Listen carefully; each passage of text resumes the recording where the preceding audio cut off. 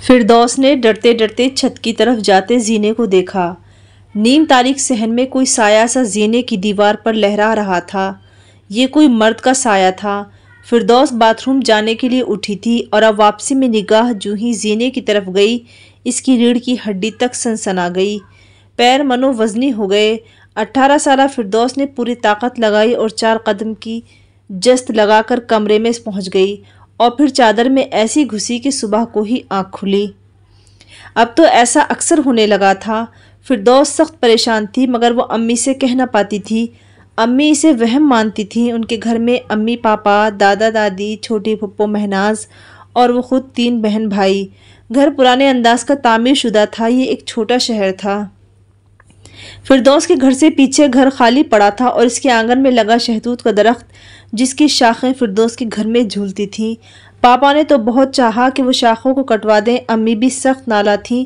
ख्वामख्वा शहतूत की वजह से सहन में मक्खियाँ आती थीं, मगर ये फिरदौस की जिद थी कि इसे सुर्ख सियाह शहतूत खाने बहुत पसंद थे। जून की गर्मी, तवील दोपहर।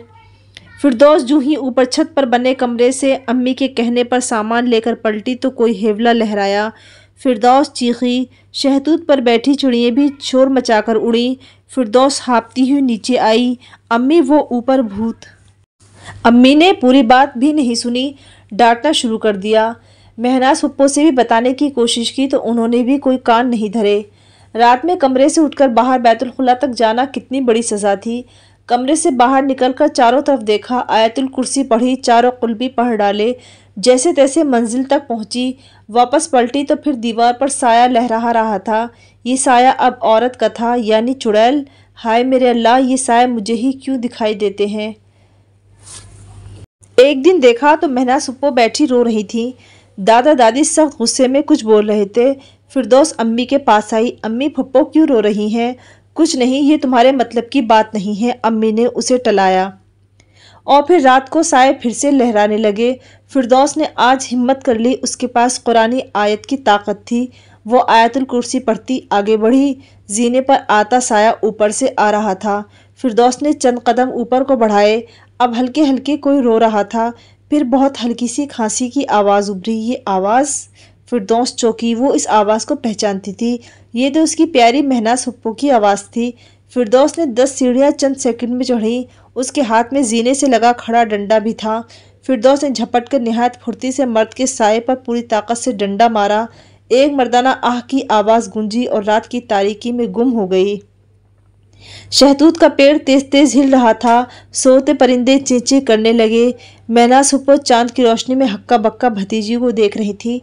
फुप्पो, आप ठीक तो हैं? वो कोई चोर था ना? फिरदौस ने फुप्पो का हाथ पकड़कर हिलाया।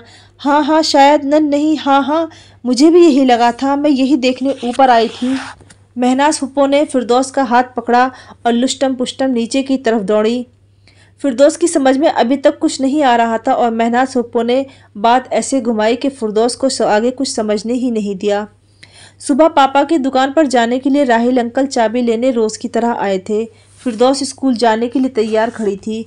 उसकी नज़र राहिल अंकल की टांग पर पड़ी, जो लंगड़ा कर चल रहे थे। अरे राहिल, क्या हुआ? पापा ने पूछा। वो भाई साहब, कुछ नहीं, रात पैर मुड़ गया था, मौच आ गई। राहिल अंकल फरजाना खाला के बेटे और इनके अच्छे पड़ोसी थे। दोनों घरों में खूब आना जाना था और अब पिछले 5 साल से राहिल अंकल अब्बू के बड़े से जनरल स्टोर पर काम कर रहे थे। गरीब और ईमानदार थे राहिल अंकल बहुत। अब्बू उन पर भरोसा करते थे। उन पर पैसों का सारा हिसाब किताब छोड़े रह करते थे। फिरदौस ने चौंक कर देखा। रात को मौच आ गई। वो राहिल अंकल को गौर से देखने लगी। राहिल अंकल सटपटा से गए और चाबी लेकर बाहर निकल गए। अम्मी, दादी, दादा घर में जैसे हर इंसान बोल रहा था। फिरदौस एक दिन स्कूल से लौटी तो घर का माहौल बहुत ही अजीब था। महनाज फुप्पो दरमियान में बैठी सुबक सुबक कर रो रही थी।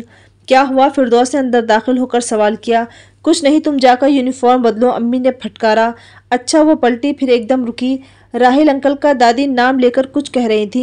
फिरदौस ठिठक गई और उसने दरवाजे के पीछे से बात सुनने की पूरी कोशिश की और आखिरकार बात उसके समझ में आ गई। ओह, तो ये बात है, यानी फुप्पो और राहिल अंकल एक दूसरे को पसंद करने लगे थे और ये बात अब घर वालों को पता चल गई थी और दादी, दादा, पापा, अम्मी सब मिलकर इस दिल के रिश्ते को तोड़कर फुप्पो को कहीं बड़े घर में ब्याहना चाहते थे, जो फुप्पो को मंजूर नहीं था। तो वो साए भूत के नहीं, राहिल अंकल और फुप्पो के थे, मगर हाय री दुनिया, वो कहाँ किसी की सुनती है।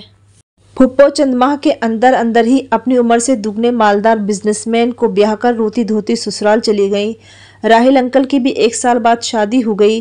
फुप्पो अब जब भी ससुराल आती हैं बहुत खुश दिखाई देती हैं, और राहिल अंकल पर तो इनकी बीवी ने वो जादू चलाया कि वो तो 2 घड़ी बेगम की मर्जी के बगैर सांस भी नहीं ले सकते हैं। मगर फिरदौस को शहतूत की झूलती डाली और रात को जीने पर अब भी 2 साए हर रोज़ दिखाई देते हैं।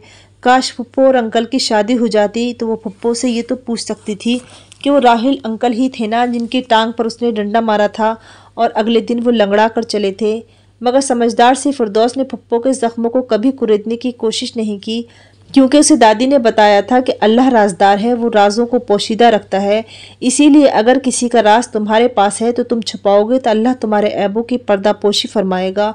और वो तो बहुत नेक बच्ची थी, फिर प्यारी सी फुप्पो के दुखों में सबको बताकर इजाफा करने की क्या ज़रूरत थी।